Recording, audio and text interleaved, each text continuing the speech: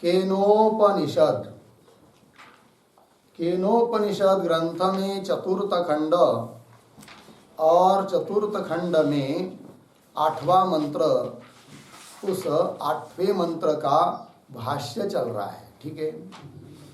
और उसमें सत्यम आयतनम ये जो आया है अंतिम में 8वें मंत्र के, उस पर भाष्य चलेगा आज।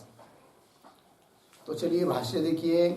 सत्यम आयतनम, तो उस ब्रह्म विद्या का आयतन क्या है? तो बता रहे सत्यम, सत्य आयतन है। कि जिस प्रकार बताया गया कि प्रतिष्ठा अर्थात पाद अर्थात आधार ब्रह्म विद्या का कौन बताया? तप, दम, कर्म इति इत्यादि आदि शब्द से और भी लिए गए बहुत, अमानित्वादि। तो ये सब उस ब्रह्म विद्या के आधार है, मतलब उस ब्रह्म विद्या के उत्पत्ति के लिए कारण है, न कि फलदान में अंग है। लेकिन फलोपकारी अंग नहीं है, जनक रूप से अंग है। ये बात बताई। और वेद के अंग ये भी प्रतिष्ठा है। एक बात, एक मत। क्यों?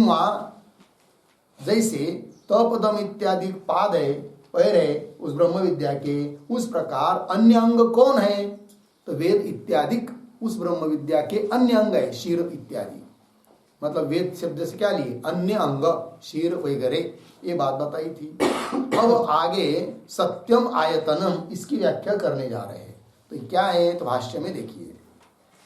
आयतन शब्द का अर्थ होता है गेह, आश्रय, घर, है कि नहीं? गेह, घर।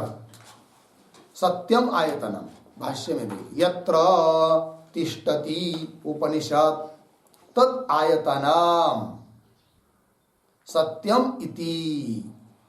ठीक है। तो चलिए। अमायिता अकौटिल्यम वांग मनः कायानाम, वह तक तो इतने का थोड़ा अन्वय करते हैं, फिर अर्थ देखिए। तो अन्वय करते हैं। यत्र उपनिषद, एक शब्द छोड़कर आगे उपनिषद पीछे, तिष्ठति तद आयतनम, आयतनम हो गया।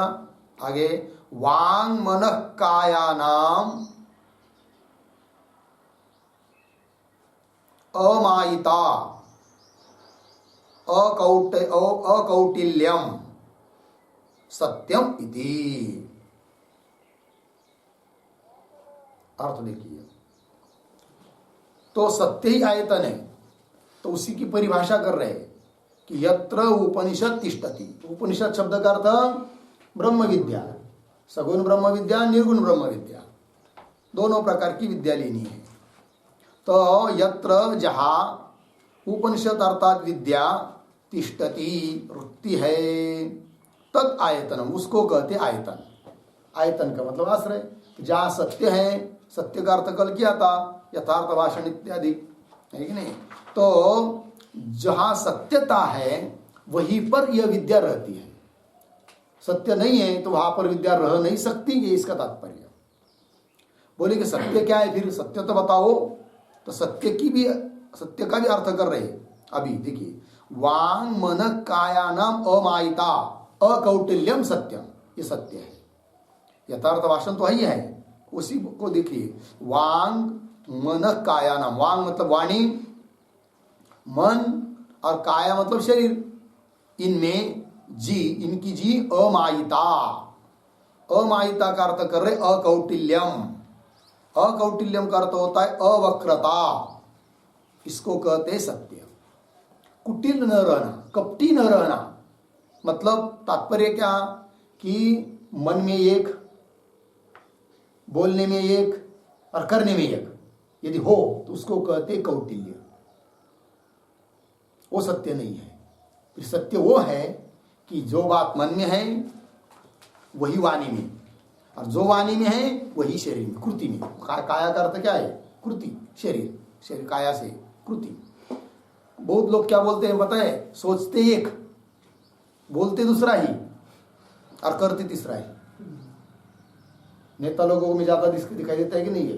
भाषण करते समय बोलते हैं किंतु विचार की दूसरा क्या क्या रहता है, यदि मैं चुन के आऊंगा तो शीर्ष बैंक में सबसे ज्यादा मेरा पैसा होना चाहिए, ये मन में सोच। और बोलते समय आप मुझे चुन के देंगे तो मैं आपके सभी 7 बारे कोरे कर दूंगा। कोरे कर दूंगा मतलब कर्ज विर्ज सब माफ कर दूंगा, बोलते एक। और जब चुन के आ जाते तो जो बोले वो करते नहीं है, दूसरा ही कुछ करते रहते हैं। समझ में आएगी नहीं? उनकी बात नहीं है, जो भी होगा इस प्रकार का कि सोचता एक है, बोलता एक है और करता एक है, उसको कहते कुटिलता, कौटिल्य हुआ, वो असत्य हुआ। और सत्य मतलब क्या कि जो बोलना है वही विचार हुआ है, मतलब जो मन में है वही बोला और उसी प्रकार की कृति करना, इसको कहते क्या? अकौटिल्य अर्थात सत्यम। ठीक है, पंक्ति देखिए। वांग मन काया नाम अमायिता, अमायिता का ही अर्थ कर दिया अकौटिल्य। मायिता मतलब कुटिलपना, कपटीपना, अमायिता मतलब अकौटिल्यम अर्थात सत्यम, ये सत्य का अर्थ हुआ। लग गया पंक्ति जी? और इस प्रकार का सत्य यदि रहता है वही आयतन है फिर किसका? उपनिषद का, ब्रह्म विद्या का। आगे आगे का वाक्य, तेषु ही आश्रयति विद्या। मिला पंक्ति? हाँ, तेषु ही आश्रयति विद्या ये अमायाविनः साधवः न असुर प्रकृतिषु मायाविषु। हुआ इतना? तो इतने का थोड़ा अन्वय करेंगे पुनः। ये अमायाविनः साधवः, पीछे तेषु विद्या आश्रयति ही, आश्रयति ही, मिला कि नहीं शब्द? विद्या के पीछे पीछे जाना है, आश्रयति ही।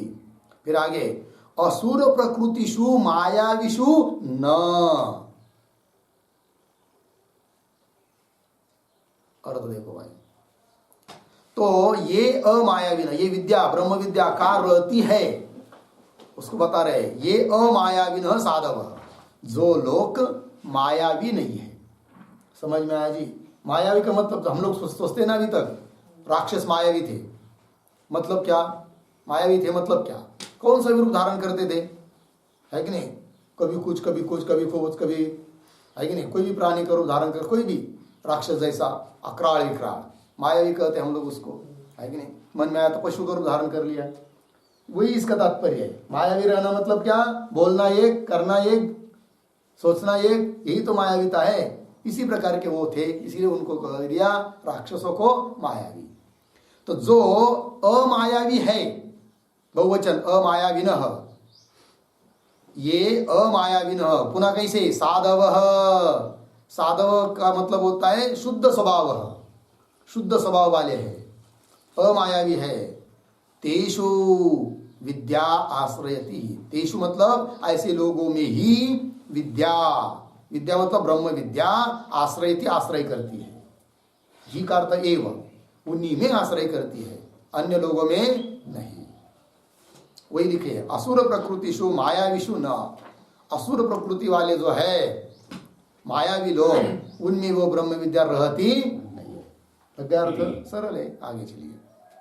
इसके लिए प्रमाण दे रहे हैं, प्रश्नोपनिषद का वाक्य, न येषु जिह्मं अनृतम न माया च इति श्रुतेः। मिला पंक्ति? क्या करे? न येषु जिह्मं अनृतम न माया च, मतलब येषु जिह्मं न अनृतम न च माया न, तेषु उनमें रहती है ब्रह्म विद्या। किसकिन में? जिनमें जिम्म नहीं है। जिम्म कहते बेईमानीपना, धूर्तपना, है कि नहीं? जो धूर्त लोग है ना, बेईमान है, उनमें रहती नहीं है। तो जिम्मम न अनृत, अनृत न अनृतम न, अनृत कहते मिथ्या, जो मिथ्यावादी नहीं है उसको कहते अनृतम न। और माया च न, माया मतलब कुटिलता, जिनमें कुटिलता नहीं है उनमें रहती है कौन? ब्रह्म विद्या। जिनमें कुटिलता, मिथ्या, माया ये सब नहीं है, उन्हीं में रहती है, प्रमाण दे दिया। इति श्रुते है तस्मात् सत्यम आयतनम इति कल्प्यते। इसलिए सिद्ध हुआ कि सत्य ही क्या है, ब्रह्म विद्या का आयतन है, आश्रय है कि नहीं, रहने का स्थान है, वही वो रहती है।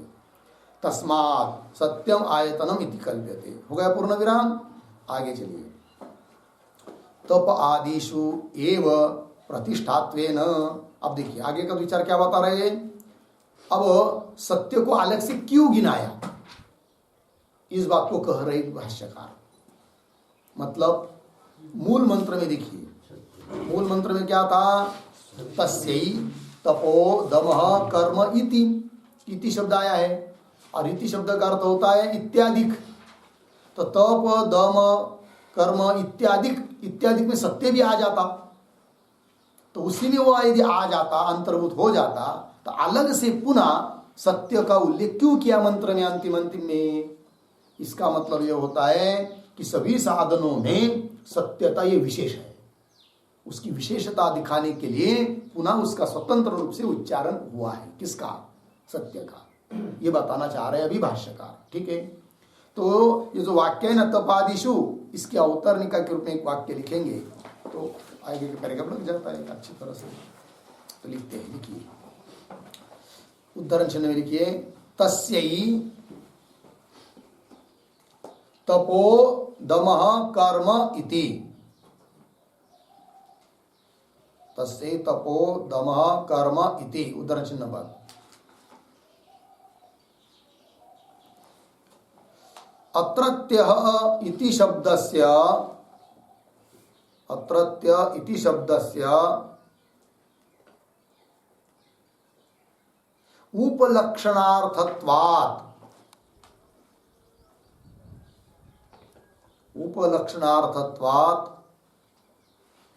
उद्धरण चिन्ह में सत्यम, इसको उद्धरण चिन्ह में बंद, उद्धरण चिन्ह बंद, अपि संग्रहितव्यम, संग्रहितव्यम अर्धविराम, कथम पृथक उच्यते, कथम पृथक उच्यते इति आशंक्य आह। तपादिषु, भाष्य हो गया। अर्थ देखिए भाई, तो कह रहे हैं तस्यै तपोदम कर्म इति। अत्रत्य मतलब यहाँ का जो इति शब्द है वो उपलक्षणार्थ है, मतलब और का भी ग्राहक है। तो यदि और का भी ग्राहक है तो सत्यम अपि संग्रहितव्यम, सत्य उसमें आ जाएगा आदि शब्द से। तो कथम पृथक उच्यते, क्यों सत्य का पुनः पृथक रूप से उल्लेख किया, ऐसी शंका होगी। तो उसका उत्तर दे रहे भाष्यकार तप आदिशु इत्यादि भाष्य पंक्ति से। ठीक है, तो देखिए भाई भाष्य में चलिए। तप आदिशु एव प्रतिष्ठात्वेन प्राप्तस्य सत्यस्य पुनः आयतनत्वेन ग्रहणम साधनातिशयत्व ज्ञापनार्थम। पहला पंक्ति देखिए भाई, सरल है। तप आदिशु, तप आदियों में ही, इति शब्द से आदि आया था ना। हाँ, तो तप आदिशु एव प्रतिष्ठात्वेन प्राप्तस्य, तो प्रतिष्ठा रूप से प्राप्त हो ही जाता है कौन, सत्य। जैसे तप दम कर्म इत्यादि प्रतिष्ठा बताई, आदि शब्द से सत्य आ जाएगा तो सत्य भी प्रतिष्ठा हो जाएगी। तो प्रतिष्ठा रूप से प्राप्त ही है कौन, सत्य। तो तप आदिशु एव प्रतिष्ठात्वेन प्राप्तस्य सत्यस्य, प्रतिष्ठा रूप से प्राप्त जो सत्य उसका पुनः आयतनत्वेन, किंतु पुनः आयतन रूप से ग्रहणम क्यों करे, साधनातिशयत्व ज्ञापनार्थ। ये उत्तर दिया। साधनातिशय मतलब विशेष साधनत्व दिखाने के लिए कि विशेष साधन है। सभी साधनों में सबसे बड़का सबसे प्रमुख साधन है कौन, सत्यत्व। ठीक है, वही साधनातिशयत्व ज्ञापनार्थम, विशेष ये साधन है इस बात को दिखाने के लिए उसका पुनः आयतन रूप से उल्लेख किया। किसका, सत्य का। ठीक है ना जी। और सत्य का अर्थ क्या वो भी बता दिया, मन वाणी और कृति इनमें एक रूपता, इसको कहते हैं क्या, सत्य। ये बात आगे चलिए। अब एक श्लोक दे रहे सत्यत्व का महात्म्य बताने वाला, विष्णु स्मृति का वो श्लोक है। अश्वमेध सहस्रम च सत्यम च तुलया धृतम, अश्वमेध सहस्राच्च सत्यम एकम विशिष्यते इति स्मृते। स्मृति ग्रंथ है। देखिए भाई, ऐसे श्लोक जो आते हैं ना बीच वाले, वो भी याद करके रखने चाहिए, बहुत काम के होते हैं, है कि नहीं। सत्यत्व का महात्म्य बताया जा रहा है। तो क्या है, अश्वमेध सहस्रम च सत्यम च तुलया धृतम। तुला, तुला कहते तराजू, तराजू जानते हैं ना, मोजने का साधन, तो तराजू। तो उसमें से एक पार्ट में क्या रखा, अश्वमेध सहस्र, 1000 अश्वमेध का, अश्वमेध नाम यज्ञ है। अश्वमेध एक यज्ञ का नाम है कि नहीं। ऐसे एक यज्ञ नहीं, कितने यज्ञ किया, 1000 अश्वमेध यज्ञ किया। और उन 1000 अश्वमेध यज्ञ से उत्पन्न हुआ जो फल पुण्य, वो एक पार्ट में रखा, और एक पार्ट में रखा, दूसरे में क्या, सत्यत्व, और उसको तोलना शुरू कर दिया। तो बोल रहे उन दोनों में सत्यत्व का पार्ट ही क्या होगा, भारी होगा, वो नीचे जाएगा, और अश्वमेध वो वाला पार्ट ऊपर चला जाएगा, मतलब वो हल्का है। उससे भी बढ़कर पुण्य है कौन सा, सत्यत्व का। ये बात कर रहे हैं। अश्वमेध सहस्रम च एक, और सत्यम च तुलया धृतम, तुला से धारण किया, तुला से गिनने का प्रयास किया। तब क्या हुआ, अश्वमेध सहस्रात च सत्यम एकम विशिष्यते। 1000 अश्वमेध से भी सत्यम एकम विशिष्यते, विशेष रूप से हुआ कौन, सत्य, सत्य ही भारी हुआ, ये कहने का तात्पर्य। इति स्मृति है, लग गया तात्पर्य भाई। तो सत्यत्व का अलग से क्यों गिनाया, इसका भी विचार हो गया। अब चलते हैं आगे। अब आगे है नवा मंत्र, ठीक है ना, उसको उसका उच्चारण करते, अंतिम मंत्र है इस उपनिषद का। तो चलिए, यो वा एतामेवं वेद, यो वा एतामेवं वेद, अपहत्य पाप्मानम्, अपहत्य पाप्मानम्, अनन्ते स्वर्गे लोके, अनन्ते स्वर्गे लोके, ये ये प्रतितिष्ठति प्रतितिष्ठति, ये प्रतिष्ठति प्रतिष्ठति, यो वा एतामेवं वेद, अपहत्य पाप्मानम्, अनन्ते स्वर्गे लोके, ये प्रतिष्ठति प्रतिष्ठति। ठीक है। यह वै एताम एवं वेद, अपहत्य पाप्मानम्, अनन्ते स्वर्गे लोके, जे ये प्रतितिष्ठति प्रतितिष्ठति। अन्वय, यह वै एताम एवं वेद,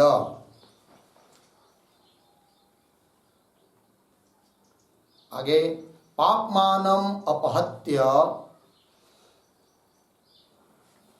अनन्ते जेये स्वर्गे लोके प्रतितिष्ठति प्रतितिष्ठति। ठीक है, चलो भाई अर्थ देख लेंगे। तो यह वही, जो कोई साधक एताम, इस ब्रह्म विद्या को, एवं वेद, अभी तक बताए हुए प्रक्रिया के अनुसार जो जानता है, ब्रह्म को अहम रूप से जिसका निश्चय हो चुका है, देहादिक के बारे में अमूर्ति रही नहीं, अहम ब्रह्मास्मि, इस विचार पर, इस निश्चय पर जो आरूढ़ हुआ है, वह पापमानम अपहत्य, सभी पापों को और पाप के कारण, संसार के कारण बीजभूत अविद्यादिक को अपहत्य बात करके, क्या जी, अनंत ऐसा जो जेय सबसे श्रेष्ठ स्वर्गलोक अर्थात मोक्ष ब्रह्म है कि नहीं, उस ब्रह्म में प्रतितिष्ठति, स्थिर हो जाता है, प्रतितिष्ठति हो गया जी। चलिए अब इस मंत्र का अर्थ लिख लेंगे, उसके पहले इस मंत्र की एक वाक्य में अवतरणिका लिखेंगे। तो लिखते हैं, केनेशितम, केनेशितम शब्द को उद्धरण चिन्ह में लीजिए। चलिए, केनेशितम इत्यादिना उक्तायाः ब्रह्म विद्यायाः महत्व ज्ञापनाय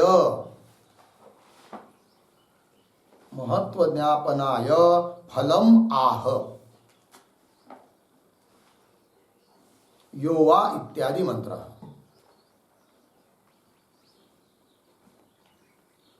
ठीक, देखिए भाई, तो केनेशितम इत्यादि के द्वारा कही हुई जो ब्रह्म विद्या है, उस ब्रह्म विद्या का महत्व द्योतित करने के लिए, बताने के लिए फल कह रहे उस ब्रह्म विद्या का। ठीक है जी, इस मंत्र के द्वारा। तो लिख लेते हैं, तो लिखिए यह प्रतीक है, यह बराबर मुमुक्षु आगे प्रतीक वही बराबर प्रसिद्ध साधन चतुष्टय संपन्न, प्रसिद्ध साधन चतुष्टय संपन्न।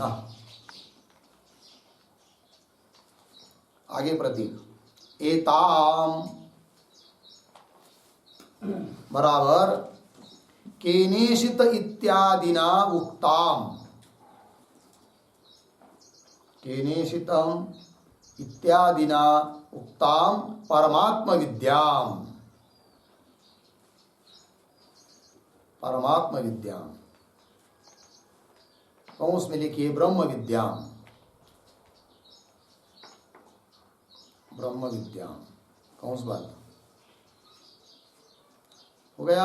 आगे प्रतीक एवं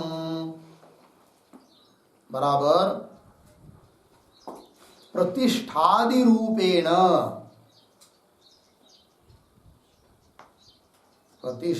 प्रतिष्ठादि रूपेण। आगे प्रतीक वेद बराबर जानाति बराबर अनुतिष्ठति।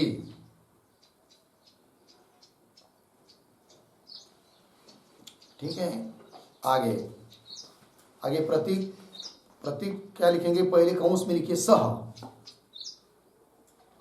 अध्यारोप लिया आपने, हम लोगों ने सह कौंस बंद। फिर आगे लिखिए प्रतीक पापमानम, पापमानम बराबर अविद्या काम कर्मात्मकम, अविद्या काम कर्मात्मकम संसार बीजम, संसार बीजम। ठीक, आगे प्रतीक अपहत्य बराबर विधूय, विधूय कौंस में लिखिए समूलम विनाश्य, समूलम विनाश्य कौंस बंद। आगे प्रतीक अनंते बराबर विनाश रहिते, विनाश रहिते। आगे प्रतीक जेये, जेये बराबर जायसी, जायसी बराबर सर्वेभ्यः महत्तरे,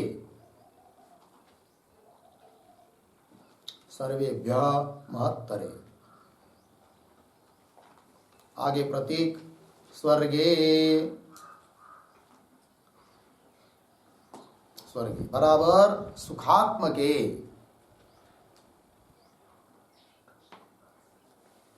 आगे प्रतीक लोके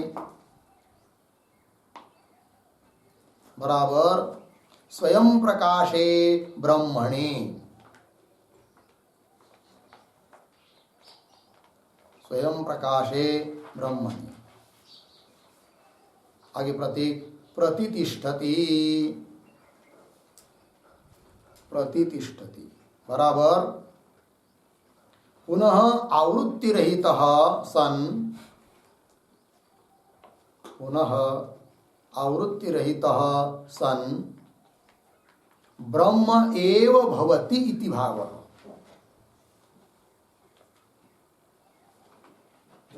ब्रह्म एव भवति इति भावः।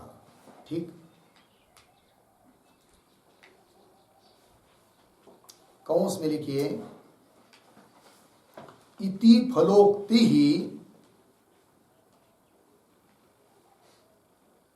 इति फलोक्ति ही ब्रह्म विद्योपसंवारार्था,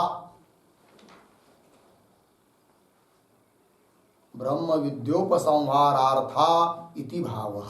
कौंस बंद।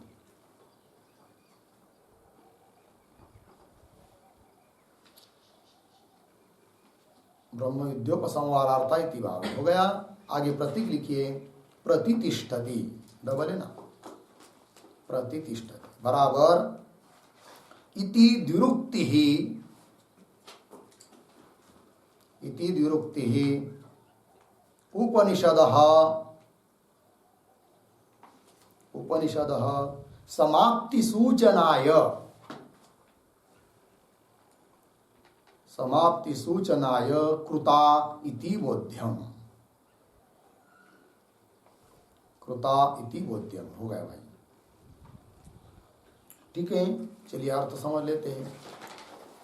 तो यह अर्थ, यह शब्द से लिया मुमुक्षु। कैसा मुमुक्षु? जो कि प्रसिद्ध साधन चतुष्टय संपन्न नहीं होता है मुमुक्षु, उस प्रसिद्धि का द्योतक अव्यय आया वही। ऐसा जो मुमुक्षु वह एताम एवं वेद, एताम का मतलब बताया ब्रह्म विद्या। कैसी?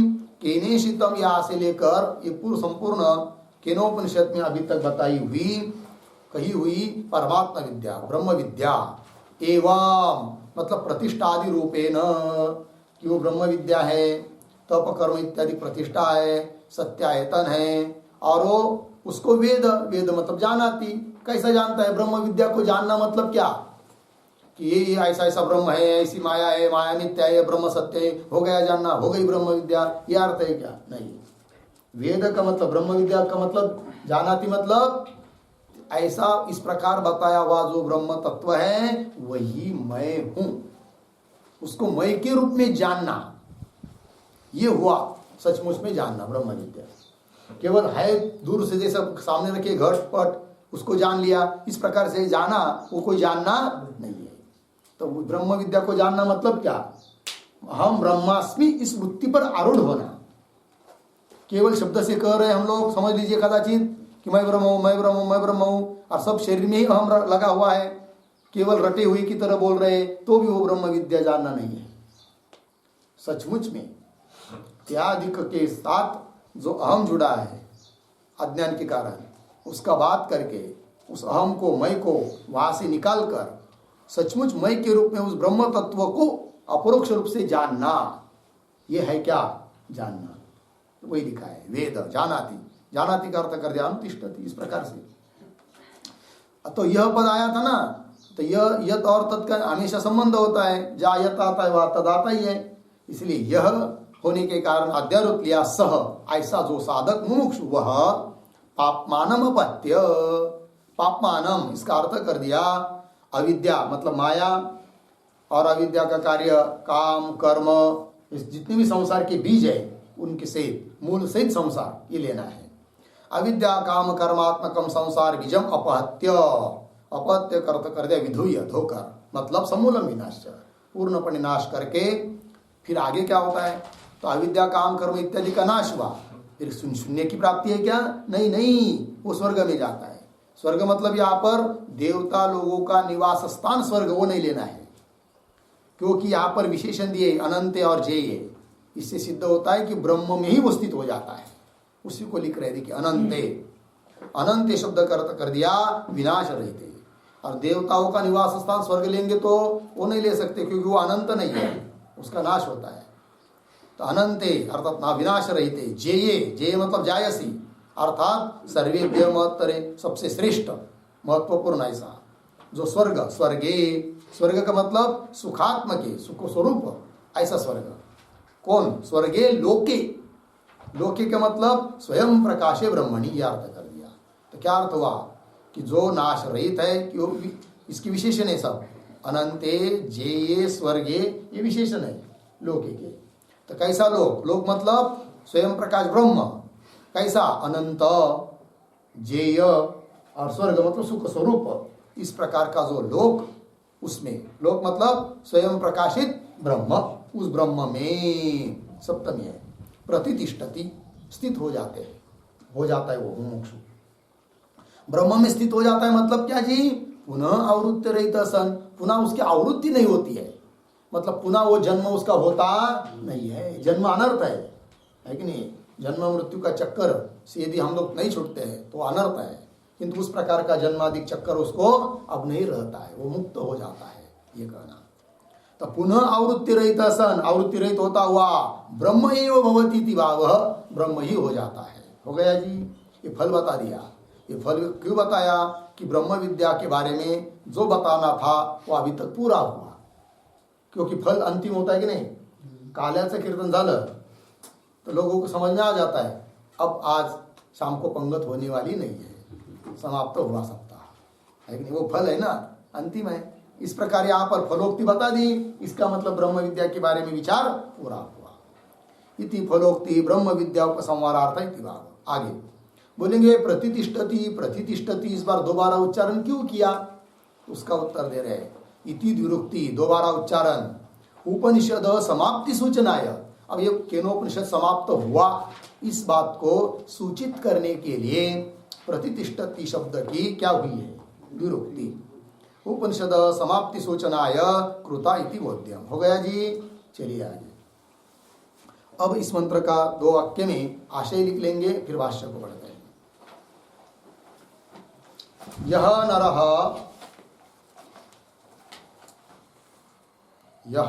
नरः केनेशितम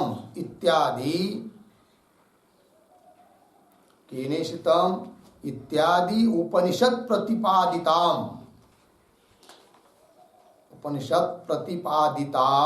ब्रह्म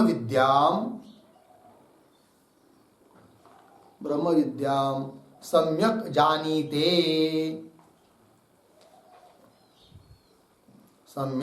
जानीते पूर्ण विराम। सह नरः अविद्यात्मिकां मायां तीर्त्वा, अविद्यात्मिकां मायां तीर्त्वा ब्रह्मस्वरूपः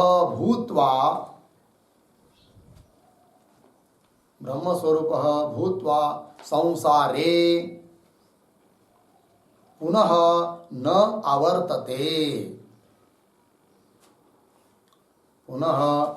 आवर्तते इति। हो गया, ठीक है जी।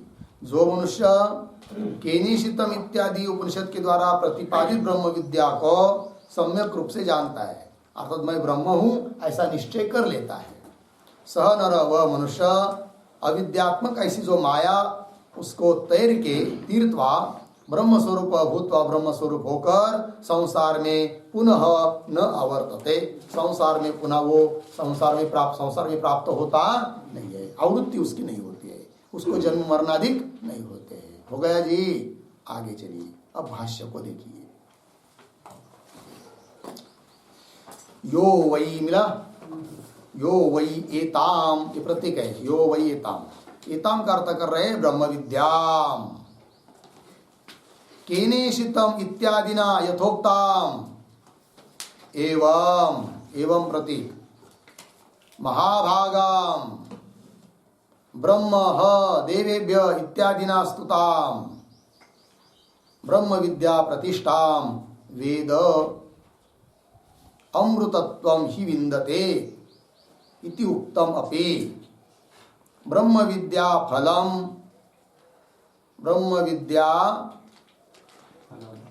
फलम अन्ते निगमयति। हो गया, यहाँ तक थोड़ा अन्वय करके पढ़ेंगे।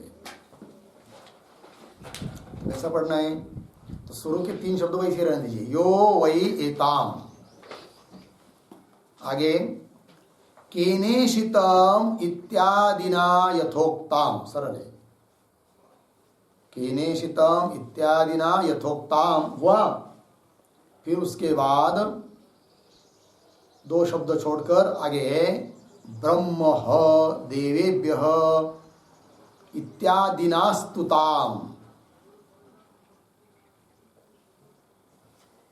पीछे आइए, एवं महाभागाम, आगे सर्व विद्या प्रतिष्ठाम। फिर शुरू में 3 शब्द छोड़कर 2 शब्द है ना, उसको लीजिए, ब्रह्म विद्याम, मिला ब्रह्म विद्याम। फिर आगे जाइए, वेद, वेद हुआ, उसके बाद 4-5 शब्द छोड़कर आगे आए अंते, नहीं 1 मिनट, वेद हुआ ना, उसके अंत के पहले ब्रह्म विद्या फलम, ये वेद के बाद ब्रह्म विद्या फलम। पीछे आइए, अमृतत्वम ही विन्दते इति उक्तमपि, अमृतत्वम ही विन्दते इति उक्तमपि, आगे अन्ते निगमयति। अर्थ देखिए, तो यो वही एताम, एताम तो प्रतीक है, उसका अर्थ ब्रह्म विद्या है, किंतु ब्रह्म विद्या ही विशेष है और उसके कुछ विशेषण दिए हैं, इसलिए विशेषण को पहले पढ़कर हम लोगों ने अन्वय करते समय ब्रह्म विद्या को लिया। तो क्या क्या विशेषण है उस ब्रह्म विद्या के? तो नंबर 1 दिया, केनेशितम इत्यादिना यथोक्ताम, कौन? ब्रह्म विद्या। केनेशितम इत्यादि के द्वारा कही हुई जो ब्रह्म विद्या, यथोक्ताम ब्रह्म विद्या, ठीक, ये विशेषण हुआ। और दूसरा, ब्रह्म ह देवेभ्य, ये गया ना इसी मंत्र, इसी उपनिषद में पीछे मंत्र गया है। तो ब्रह्म ह देवेभ्य इत्यादिना स्तुताम, ये भी एक विशेषण हुआ, किसका? ब्रह्म विद्या। ब्रह्म ह देवेभ्य इत्यादि के द्वारा जिसकी स्तुति की गई है, इस प्रकार की कौन? ब्रह्म विद्या। हो गया जी 2। और कैसी? एवं महाभागाम, एवं इस प्रकार महाभागा, महाभागम का अर्थ है भाग्यशालिनी, कौन? ब्रह्म विद्या, ठीक है ना। एवं महाभागाम, और कैसी? और एक विशेषण, कौन? सर्व विद्या प्रतिष्ठाम, कौन? ब्रह्म विद्या। सभी विद्याओं में जो प्रतिष्ठित है, मतलब क्या? सभी विद्याओं में श्रेष्ठ है, तो उसको बताएंगे, उसके सर्व विद्या प्रतिष्ठाम, इसके ऊपर एक टिप्पणी लिखने वाले हम लोग। तुरंत यहाँ पर तात्पर्य कि सभी विद्याओं में जो श्रेष्ठ है, एक अर्थ क्यों मां, सभी विद्याओं की वो आधार होता है, क्यों बहुना उसका आधार होता है का मतलब सभी विद्याओं का वो फल स्वरूप है। बाकी विद्या प्राप्त नहीं हुई तो भी चलती है, ये प्राप्त हो गई, सब विद्या उसमें आ गई, ये तात्पर्य। तो सर्व विद्या प्रतिष्ठाम, कौन? ब्रह्म विद्याम वेद। अन्वय लगा कि नहीं? तो ब्रह्म विद्या के सब बाकी के विशेषण समझ में आए। इस प्रकार के ब्रह्म विद्या को जो वेद जानता है कि नहीं? फिर उसके लिए क्या जी? तो आगे कह रहे, तो ब्रह्म विद्या फलम, उस ब्रह्म विद्या का फल पीछे एक बार बता चुके हैं। कहां पर? अमृतत्वम ही विन्दते, गया ना मंत्र, इति उक्तम अपि, मतलब ब्रह्म विद्या का फल उस मंत्र में अमृतत्वम ही विन्दते, इस मंत्र में एक बार कह दिया है, तो भी अंते निगमयति, अंत्य मतलब अब अंतिम में उपसंहार करते समय निगमयति, उसका निगमन कर रहे हैं, उसका पुनः उच्चारण कर रहे हैं, उसका उपसंहार कर रहे हैं। हो गया जी। चलिए, तो यहाँ पर सर्व विद्या प्रतिष्ठान, इसके ऊपर एक वाक्य लिखते, टिप्पणी लिखते हैं, फिर आगे का भाष्य लेंगे। लिखते हैं, सर्वासु विद्यासु प्रतिष्ठा,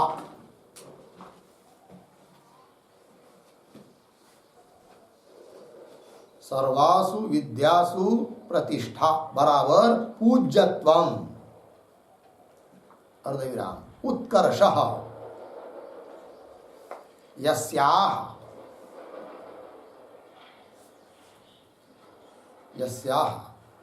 सा सर्व विद्या प्रतिष्ठा, सा सर्व विद्या प्रतिष्ठा, ताम, हो गया पूर्ण विराम। ताम मतलब सर्व विद्या प्रतिष्ठा द्वितीय में ले आए। आगे लिखे उद्धरण चिन्ह में आध्यात्म विद्या विद्यानाम इति भगवद उक्ते हे।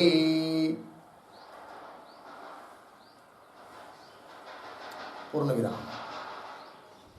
आगे सर्वासाम विद्यानाम प्रतिष्ठा, सर्वासाम विद्यानाम प्रतिष्ठा परिसमाप्ति वा यत्र ताम।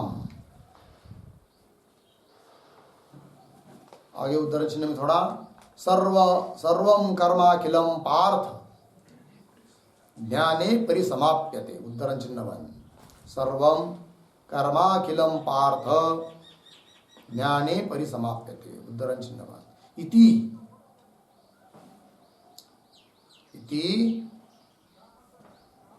भगवत उक्ते हे।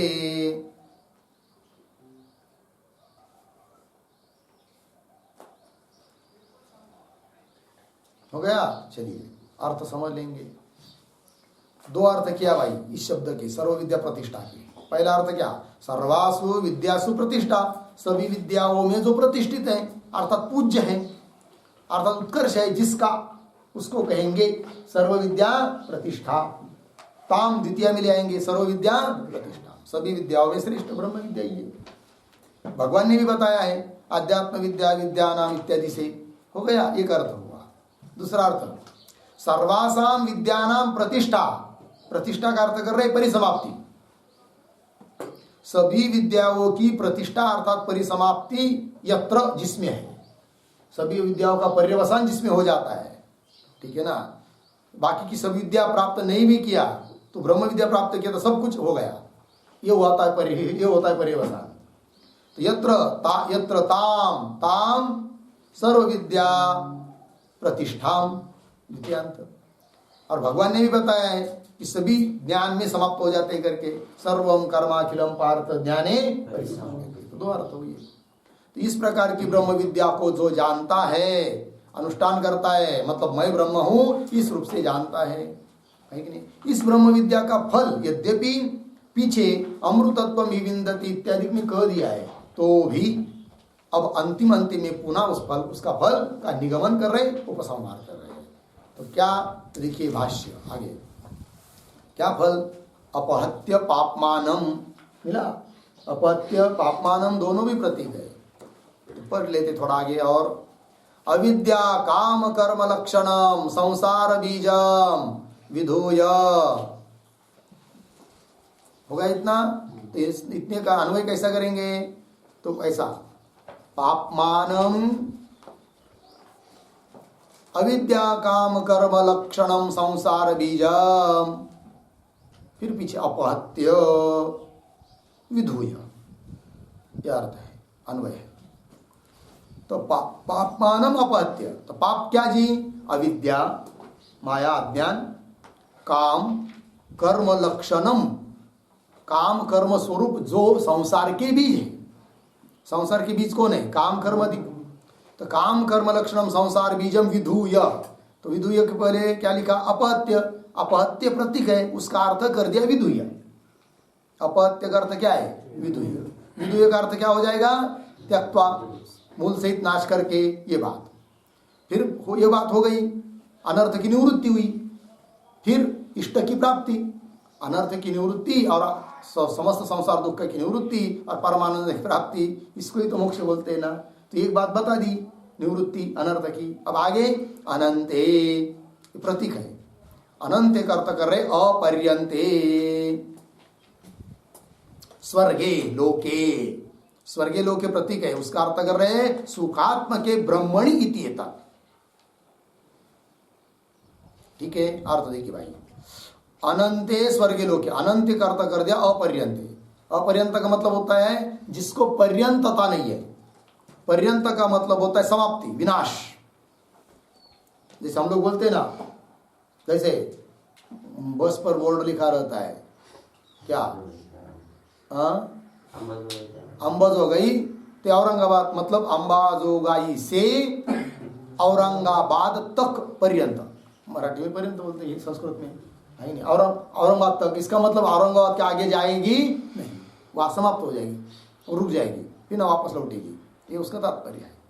इस प्रकार का पर्यंतता जिसमें नहीं है, एक तो स्वर्ग प्राप्त हुआ ना, ब्रह्म स्वरूपता प्राप्त हो गई, मोक्ष मिल गया, अब हमेशा के लिए छुट्टी हो गई, संसार प्राप्त होगा ही नहीं, जन्म मरण लेना पड़ेगा ही नहीं, है ही नहीं, 9 महीने तक माँ के गर्भ में रुकना नहीं पड़ेगा, जन्म ही नहीं तो मृत्यु नहीं, कोई अनर्थ नहीं है।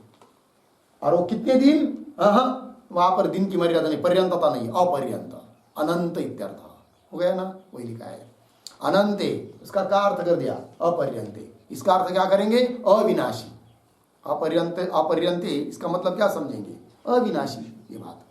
स्वर्गे लोके, इसका अर्थ कर रहे सुखात्मके, स्वर्ग मतलब सुख, लोक मतलब ब्रह्म, स्वर्गात्मके ब्रह्मणि इत्येतत्, स्वर्गात्मक जो सुखात्मक जो ब्रह्म है, उस ब्रह्म में स्थित हो जाता है, प्रतिष्ठित। कौन, जो एताम ब्रह्म विद्या वेद, जानता है। आगे देखिए भाष्य में, अनंत शब्द यदि नहीं दिया रहता इस मंत्र में तो क्या होता भाई, तो स्वर्गीय लोग इतने ही कहने से लोग समझते फिर क्या, स्वर्गलोक मतलब देवताओं का निवास स्थान, ये समझते, वो न समझे इसलिए पद दिया, कौन सा, अनंत। अब कोई कहेगा भाई अनंत पद देने पर भी देवता लोग, हम समझ देवता लोगों का निवास स्थान ही हम ले सकते हैं अर्थ, अनंत पद देने पर भी, बोलेंगे कैसे, तो वहां पर अनंत का अर्थ ऐसा करेंगे हम लोग, जैसे मृत्यु लोक में क्या है, नाशवान चीज है, कितनी भी बढ़िया गुलाब जामुन बनाए तो 2-3 दिन से ज्यादा नहीं रह सकते, नष्ट ही हो जाते, उसकी अपेक्षा अनंत है ना स्वर्ग, कल्प तक मिलेगा, इस दृष्टि से अनंत कहा है। तो अनंत शब्द देने पर भी हम अर्थ करेंगे क्या, देवताओं का निवास स्थान, ऐसा कोई बोलेगा, समझेगा, तो वैसा न समझे इसलिए और एक विशेषण जोड़ा है इसमें, कौन सा, जे, ये सबसे बढ़का, सबसे श्रेष्ठ है नहीं, तो स्वर्ग कोई तो सबसे श्रेष्ठ है नहीं है, अतः अब स्वर्ग अर्थ नहीं ले सकते, ब्रह्म ही अर्थ लेना पड़ेगा। कोई कह रहे भाष्यकार, अनंते इति विशेषणात्, मिला पंक्ति, अनंत ये विशेषण देने से न त्रिविष्टपे, अनंत शब्द न त्रिविष्टपे हुआ कि नहीं, त्रिविष्टप क्या है जी, त्रिविष्टप शब्द का अर्थ होता है देवताओं का निवास स्थान स्वर्ग। एक अमर कोश की एक पंक्ति आती है, सूरलोको देव दिवो दिवो द्वे स्त्रियाम क्लीबे त्रिविष्टप, उसके अनुसार त्रिविष्टप शब्द का अर्थ होता है देवताओं का निवास स्थान स्वर्ग। ठीक है जी, तो क्या अर्थ हुआ, अनंतेति विशेषणात् न त्रिविष्टपे, अनंत ये विशेषण देने से त्रिविष्टप यह अर्थ नहीं ले सकते, कौन शब्द से, मूल मंत्र में आए हुए जो स्वर्गे अनंते स्वर्गे लोके सप्तमी, स्वर्गे लोके त्रिविष्टपे, ऐसा अर्थ नहीं कर सकते, क्यों, अनंत ये विशेषण देने के कारण। ठीक है, वही लिख रहे, अनंत इति विशेषणात् न त्रिविष्टपे, हुआ ना इतना, तो त्रिविष्टपे के बाद पूर्ण विराम हुआ ना। आगे चलिए, अनंत शब्द औपचारिक अपि स्यात् इति अतः आह, अब पुनः पूर्व पक्षी कोई बोलेगा कि जिसको अर्थ करना है स्वर्ग शब्द से, कौन सा, देवताओं का निवास स्थान, ऐसा कोई पूर्व पक्षी, वो आक्षेप करेगा भी क्या, अरे भाई सिद्धांती, अनंत शब्द देने पर भी अर्थ हम करेंगे कौन, स्वर्ग मतलब देवताओं का निवास, कैसे, देखिए, अनंत शब्द औपचारिक अपि स्यात्, औपचारिक का अर्थ सापेक्षिक गौण, पूर्व पक्षी बोलेगा अनंत शब्द को हम करें समझेंगे औपचारिक है, मतलब वास्तविक अनंतता बतानी नहीं है, सापेक्षिक है, वो गौण है, तब तो अनंत विशेषण देने पर भी अनंत स्वर्गीय लोके इत्यादि शब्दों का अर्थ हो जाएगा देवताओं का निवास स्थान स्वर्ग। कैसे अनंत शब्द से उसका वारण करेंगे, नहीं कर सकते, कौन बोल रहा है, पूर्व पक्ष। देखिए, अनंत शब्द औपचारिक अपि स्यात् इत्यतः आह, ऐसा न समझे कोई, इसलिए और एक विशेषण दिया है, कौन सा, जे ये इति, हो गया जी। जे मतलब क्या, आगे लिख रहे हैं, जे ये प्रतीक है, उसका अर्थ कर रहे हैं जायसी, उसका भी अर्थ कर रहे हैं सर्व महत्तरे स्वात्मनि मुख्य एव। ठीक है ना जी। जेय, जेय मतलब बड़ा, अर्थात सबसे महान। क्या करे, जेय का अर्थ कर दिया जाए ऐसी सबसे महान, सर्व महत्तरे सबसे महान ऐसा कौन, स्वात्मनि मुख्य। स्वात्मनि नाम स्वस्वरूपे, अपना जो स्वस्वरूप है ब्रह्म, वो ब्रह्म ही लेना है, वही है जेय, उससे बढ़कर और कोई दूसरा है नहीं है। तो जायसी सर्व महत्तरे स्वात्मनि नाम स्वस्वरूपे है कि नहीं। स्वात्मनि का अर्थ क्या लिखना है, स्वस्वरूपे मुख्य एव प्रतिष्ठति, प्रतिष्ठति प्रतीक है कि नहीं। उसका अर्थ होता है स्थित होता है, उस ब्रह्म में स्थिर हो जाता है, स्थित हो जाता है। उसी का अर्थ बता रहे भाष्यकार, न पुनः संसारम आपद्यति इत्यभिप्राय, पुनः वो संसार को प्राप्त नहीं होता है, ये बात कह दी। हो गया जी। तो ब्रह्म विद्या का फल भी बता दिया। इति चतुर्थ खंड। इस प्रकार इस केनोपनिषद का चौथा खंड भी यहाँ पर पूर्ण हो जाता है। उसके साथ साथ केनोपनिषद पदभाष्यम संपूर्णम, इस केनोपनिषद ग्रंथ भी पूरा हुआ और उसका भाष्य जो पदभाष्य है वो भी यहाँ पर पूर्ण हुआ। हो गया जी। अब इस मंत्र का जो शांति पाठ है उसको सब मिलकर पढ़ेंगे। ओम आप्यायन्तु ममांगानि वाक्प्राणश्चक्षुः श्रोत्रमथो बलमिन्द्रियाणि च सर्वाणि सर्वं ब्रह्मोपनिषदं माहं ब्रह्म निराकुर्याम् मा ब्रह्म निराकरोद निराकरणमस्तु निराकरणं मे अस्तु तदात्मनि निरते उपनिषत्सु धर्मा ते मयि सन्तु